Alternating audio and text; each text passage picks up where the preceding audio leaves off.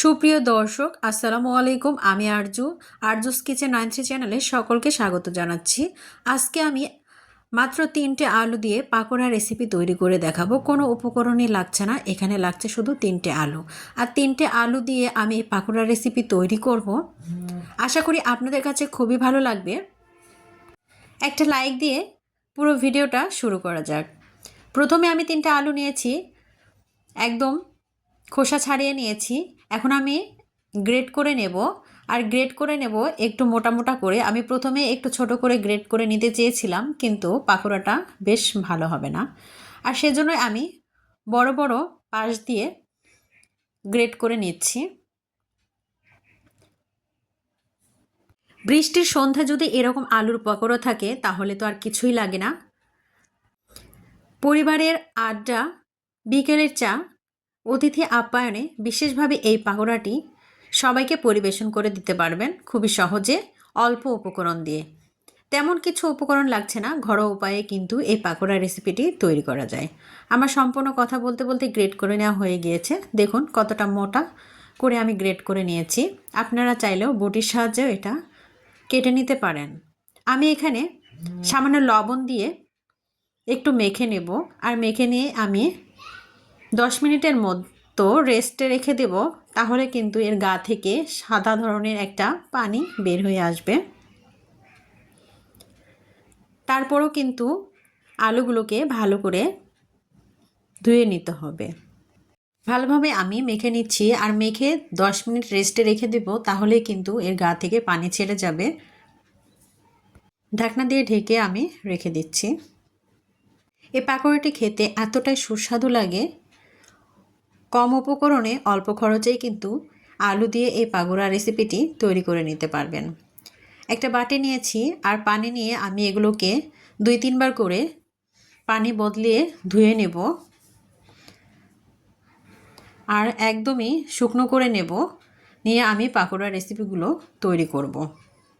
আবারও আমি পানি দিয়ে ধুয়ে নিয়েছি। এরপরে আমি চিপে আলুগুলো নিয়ে নিচ্ছি। এরপরে আমি উপকরণগুলো অ্যাড করছি। স্বাদমতো লবণ দিয়ে দিচ্ছি। এখানে 1 কাপ পরিমাপ পেঁয়াজ কুচি, কাঁচামরিচ কুচি, ধনেপাতা কুচি, আর 1 চামচ পরিমাপ ম্যাজিক মশলা দিয়েছি। আর এখানে দিয়ে দেব স্বাদমতো টেস্টি সল্ট। এখানে ব্যবহার করেছি হাফ টিস্পুন বেকিং সোডা, আর ব্যবহার করছি এখানে হাফ কাপ পরিমাপ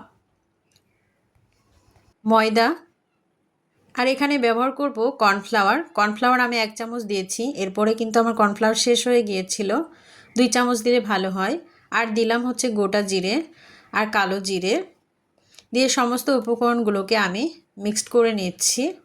আর কর্নফ্লাওয়ার বদলে আপনারা এখানে বেসনও অ্যাড করতে পারেন, তবে আমার কর্নফ্লাওয়ারটা কম হয়েছিল, এজন্য শেষের দিকে আমি বেসন অ্যাড করেছি।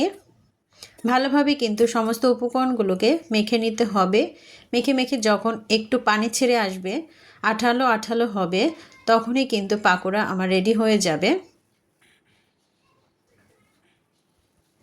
ভিডিওর এই পর্যন্ত যারা চলে এসেছেন একটা লাইক দিতে ভুলে গেছেন, অবশ্যই একটা লাইক দিয়ে পুরো ভিডিওটা স্টার্ট করার অনুরোধ রইল। আমার চ্যানেলে ইউনিক ইউনিক রেসিপি আপলোড করা আছে, চাইলে আপনারা ভিজিট করে নিতে পারেন। মিষ্টি থেকে শুরু করে বিকেলের নাস্তা, সকালের ব্রেকফাস্ট সব কিছুই আপলোড করা আছে, চাইলে আপনারা দেখে নিতে পারেন।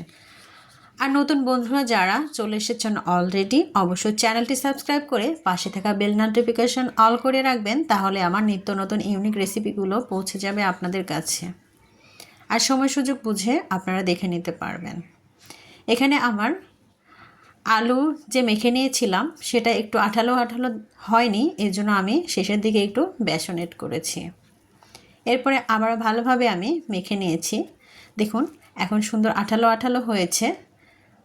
এখন আমি এগুলোকে ভেজে নেব।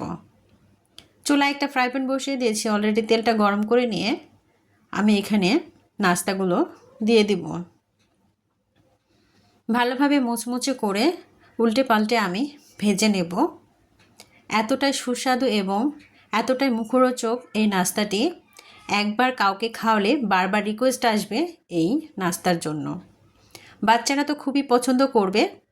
অফিসের টিফিনেও কিন্তু এই রেসিপিটি আপনারা দিতে পারেন। সসের সাথে কিংবা ভাতের সাথেও কিন্তু এই রেসিপিটি খুবই ভালো লাগবে। ভালোভাবে উল্টে পাল্টে কালার আসা পর্যন্ত আমি ভেজে নিচ্ছি।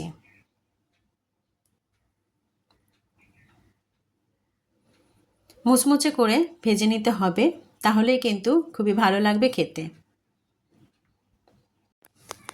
উল্টে পাল্টে পাকোড়াগুলো ভেজে নেওয়ার পরে আমি এগুলোকে উঠে নিয়ে আরও একবার আমি ভেজে নেব।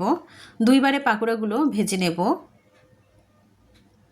এগুলোকে আমি তেল ছাড়িয়ে উঠিয়ে নিচ্ছি। আবারও আমি আরও এক ব্যাচ ভেজে নিচ্ছি। 2 ব্যাচে আমি পাকোড়াগুলো ভেজে নিয়ে ফিরে আসছি। কেমন লাগছে আমার এই ভিডিওটি অবশ্যই কমেন্ট বক্সে জানাতে ভুলবেন না। একটা লাইক এবং কমেন্ট করে জানাবেন আপনার কাছে আমার এই রেসিপিটি কেমন লেগেছে। একটু পাতলা পাতলা করে যদি দেওয়া হয় তাহলে কিন্তু আরও মুচমুচে হয়। আমি পরিবেশন করে দেখাচ্ছি কতটা লোভনীয় হয়েছে আর কতটা ক্রিস্পি হয়েছে। খেতেও কিন্তু অসাধারণ ছিল। আপনারাও কিন্তু বাসায় অবশ্যই ট্রাই করবেন, বাচ্চাদের এরকম রেসিপি উপহার দেবেন, তাহলে কিন্তু অনেকেই প্রশংসা করবে। বাসায় সবাই কিন্তু খেয়ে তৃপ্তি পাবে। কেমন লাগলো আমার এই রেসিপিটি অবশ্যই কমেন্ট বক্সে জানাতে ভুলবেন না। আমার এই ভিডিওটি যদি ফেসবুক পেজ থেকে দেখেন অবশ্যই পেজটি ফলো দিয়ে রাখবেন, তাহলে আমার ইউনিক রেসিপিগুলো পৌঁছে যাবে আপনাদের কাছে। আর ইউটিউব চ্যানেল থেকে যদি দেখেন তাহলে অবশ্যই চ্যানেলটি সাবস্ক্রাইব করে রাখতে হবে, তাহলে আমার ইউনিক রেসিপিগুলো পৌঁছে যাবে আপনাদের কাছে। আর সময় সুযোগ বুঝে আপনারা দেখে নিতে পারবেন। সসের সাথে খেতে কিন্তু বেশ মজা লাগে এই রেসিপিটি। সবাই ভালো থাকবেন, আবারও নেক্সট ভিডিওর মাধ্যমে দেখা হবে। সে পর্যন্ত সকলে ভালো থাকবেন। আল্লাহ হাফেজ।